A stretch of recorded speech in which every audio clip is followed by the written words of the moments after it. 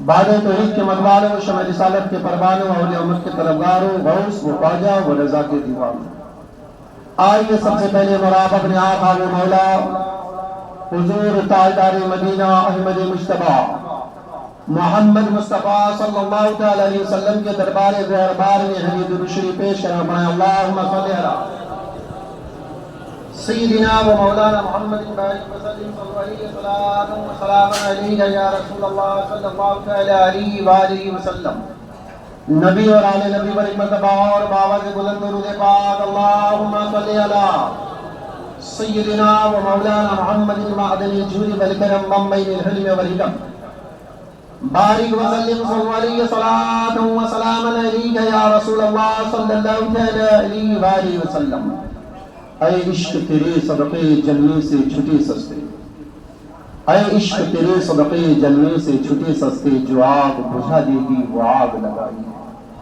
ایک میں کیا میرے سیاہ کی حقیقت کتنی، ایک میں کیا میرے سیاہ کی حقیقت کتنی، مجھ سے 100 لاکھ کو کافی ہے اشارہ تیرا۔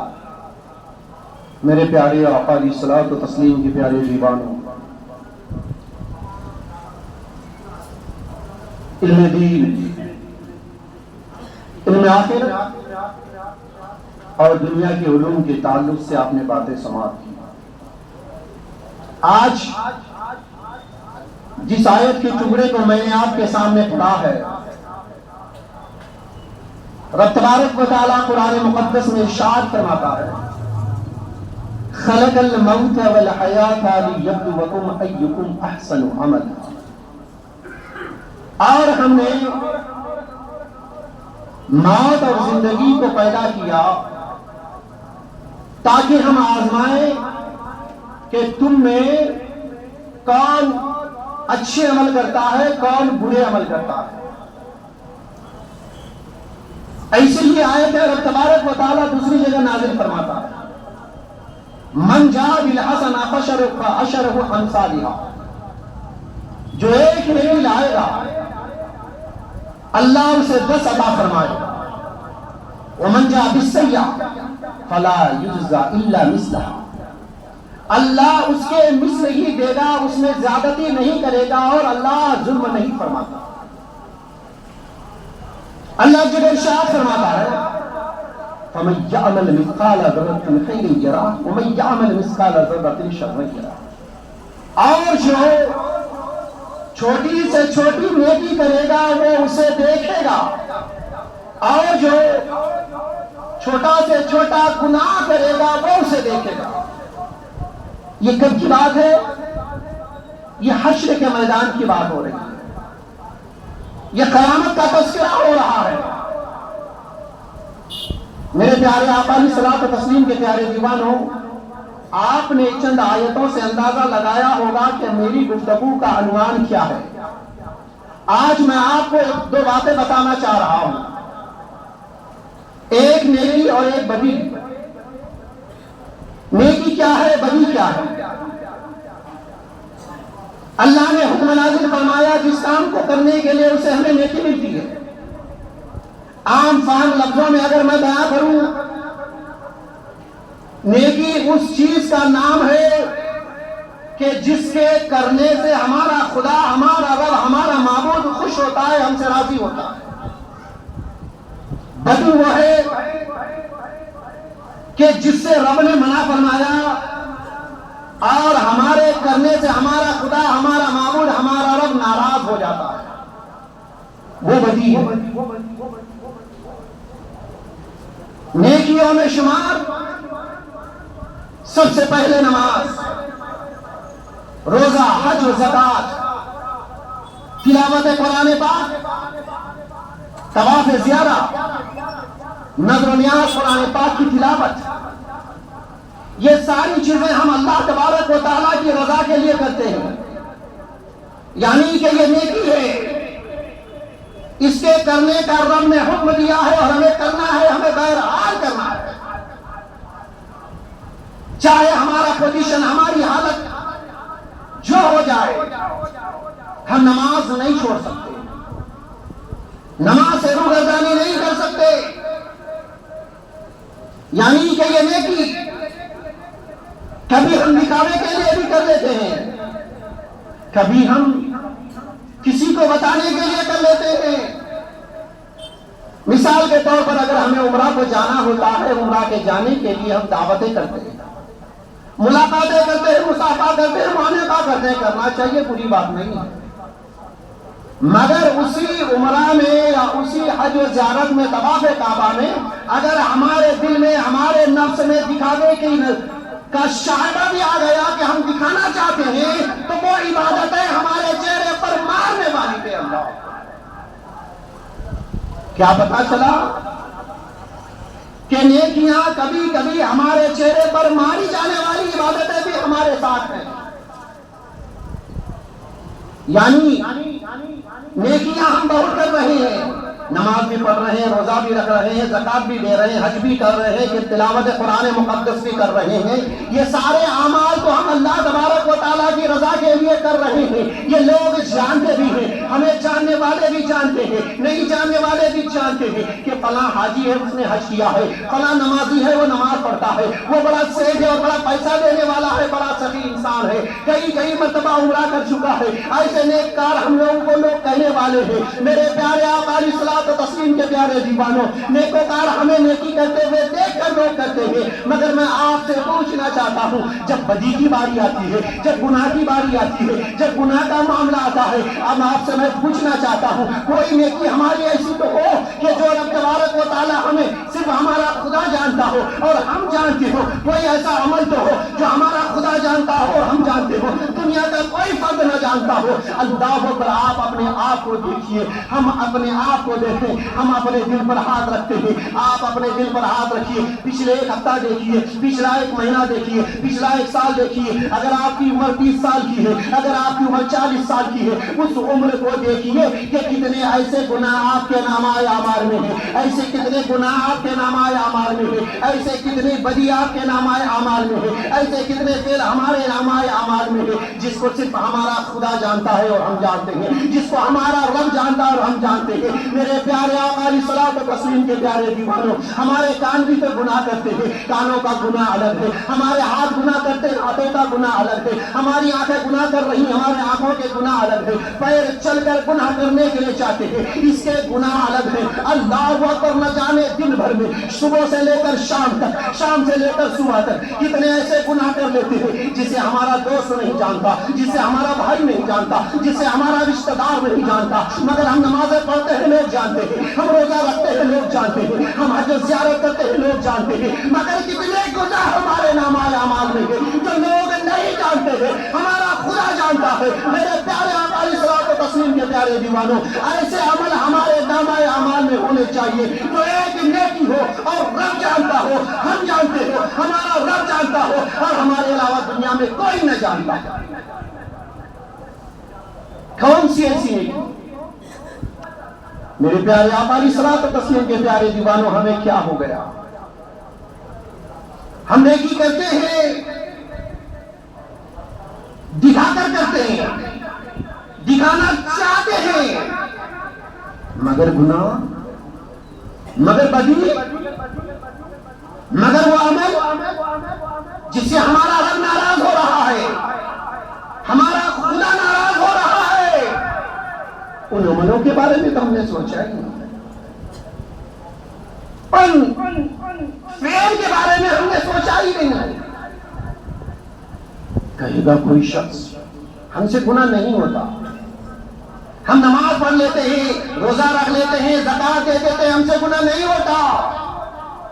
ارے میرے پیارے، آج دور ایسا ہے، اللہ کے رسول صلی اللہ علیہ وآلہ وسلم نے آج اسے 1450 سال پہلے فرمایا تھا، ایک دور ایسا آنے والا ہے کہ جب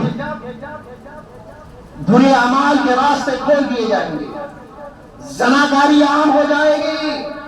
میرے پیارے آقا علیہ الصلوۃ والتسلیم کے پیارے دیوانوں، امام الانبیاء کے شہدائیوں، ہم اور آپ یہ سوچتے ہیں کہ ہم تو گناہ کر ہی نہیں رہے، مگر ہم شک کے نصف حصے میں ہیں، ہمارے حجرے میں کوئی نہیں، ہاتھ میں موبائل ہے، اسکرین پر انگلیاں چل رہی ہے، گردش کر رہی ہیں انگلیاں، کوئی ایسا منظر آپ کی آنکھ کے سامنے آتا ہے جو آپ کو منع ہے، نہیں دیکھنا چاہیے، آپ نہیں چاہتے، آنکھ نے ایک بار دیکھا، دل میں لذت پیدا ہو گئی، پھر آپ نے اس کو دوبارہ دیکھا، پہلی بار گناہ نہ تھا۔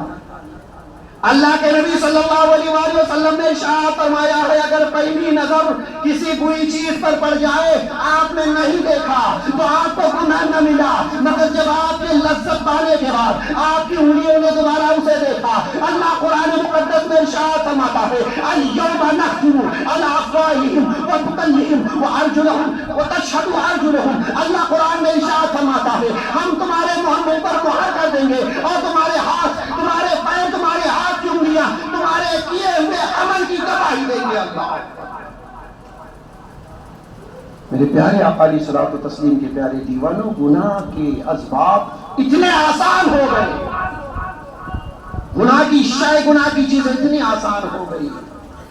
میں نے آج جو کہا کہ ایک عمل ہمارے نامہ اعمال میں ایسا تو ہو جو صرف ہمارا خدا جانتا ہو، ہم جانتے ہیں، اگر ایسا عمل، ایسا فعل، ایسی نیکی آپ کے نامہ اعمال میں رہے گی میرے پیارے آقا کے پیارے دیوانوں، تو انشاءاللہ تبارک و تعالی ہمیں اپنے آقا سے، اپنے رب سے، اپنے معبود سے یہ امید قوی ہے کہ ہماری مغفرت ہو جائے گی۔ اللہ اکبر، لوگ کہیں گے کہ ہم نیکی کرتے ہیں، لوگ دیکھ لیتے ہیں، ہم نماز پڑھنے جاتے ہیں، لوگ دیکھ لیتے ہیں، ہم چھپا کر پڑھنا چاہتے ہیں۔ میرے پیارے آقا کے پیارے دیوانوں، نماز فرض پڑھنے جانا ہے، آپ کو چھپانے کی ضرورت نہیں ہے، بلکہ آپ کو دکھا کر ہی پڑھنا ہے، مگر وہ نیکی جسے چھپ کر کرنے کا حکم دیا گیا۔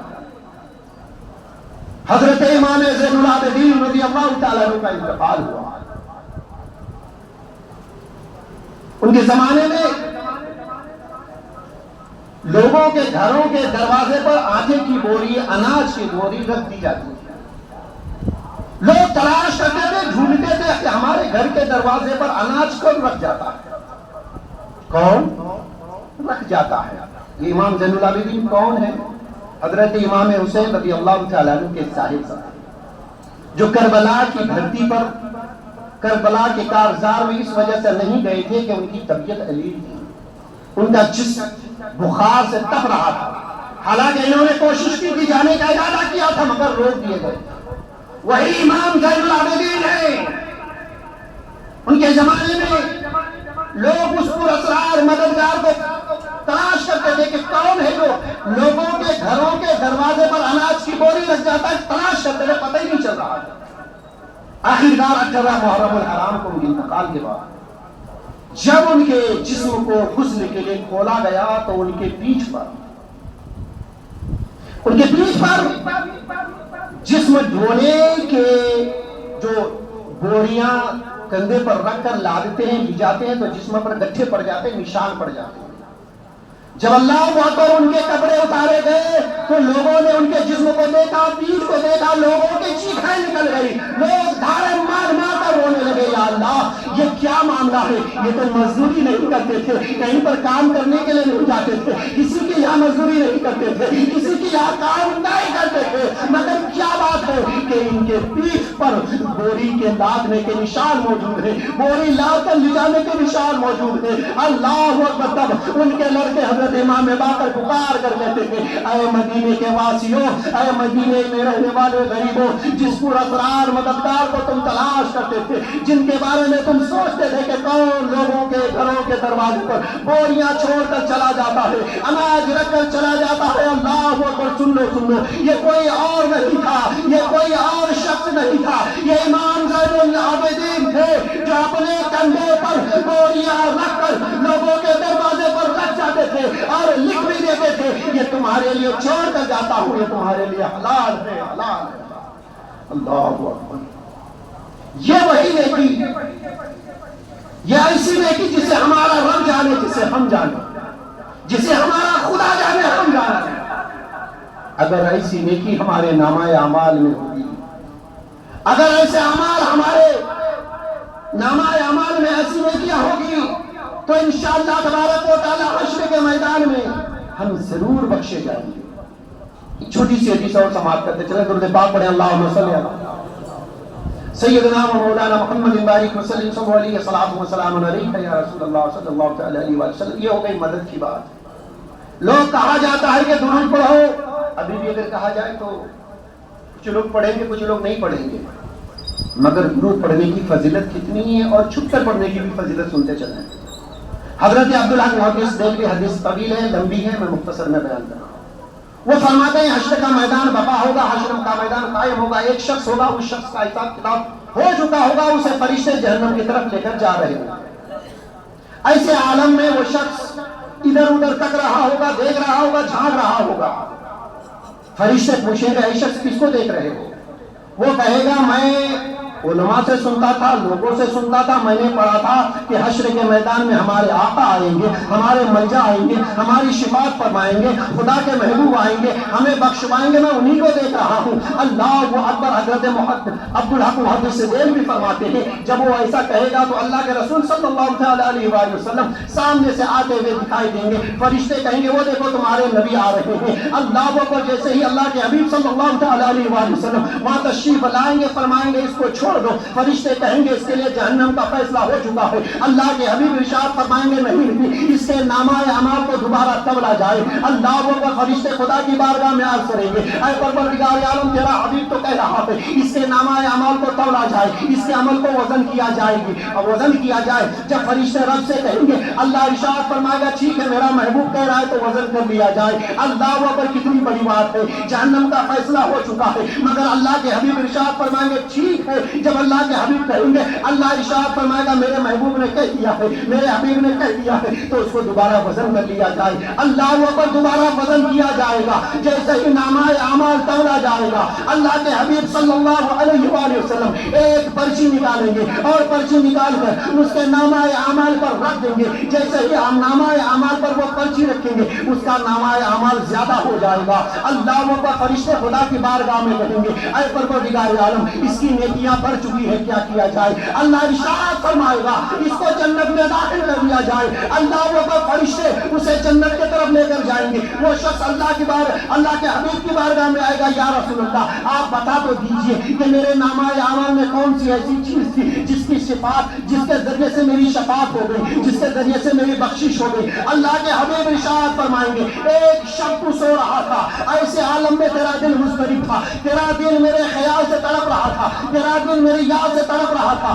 ایسی عالم میں تم نے مجھ پر ایک مرتبہ درود پاک پڑھا تھا. یہ وہی درود پاک ہے جس کے ذریعے سے اللہ نے تیری شفاعت فرمائی. اللہ اکبر. یہ ہے چھپ کر نیکیاں کرنے کا اجر. میرے پیارے آقا علیہ الصلوۃ والتسلیم کے پیارے دیوانوں کو نہ کر کے تو ہم لوگ بہت چھپاتے ہیں. کتنے ایسے عمل ہیں دارو کے اڈے پر جانا، شراب کے اڈے پر جانا، زناکاری کے اڈے پر جانا، جھوٹ بولنا، غیبت کرنا. کتنے ایسے عمل ہیں جسے صرف ہمارا رب جانتا ہے ہم جانتے ہیں. مگر ایسی نیکی بھی کچھ ہونی چاہیے جسے صرف آپ کا خدا جانے اور ہم جانے. اگر ایسا عمل ہمارے پاس ہوگا انشاءاللہ تبارک و تعالی حشر کے میدان میں ہماری اور آپ کی بخشش ہو جائے گی. اللہ تعالیٰ سے دعا ہے اللہ ہماری آپ کی سب کی مغفرت فرمائے. جن کے والدین باحیات ہیں انہیں عمر دراز بالخیر عطا فرمائے اور جن کے والدین اس دنیا سے جا چکے اللہ ان کی مغفرت فرمائے. آمین. کھڑے ہو کر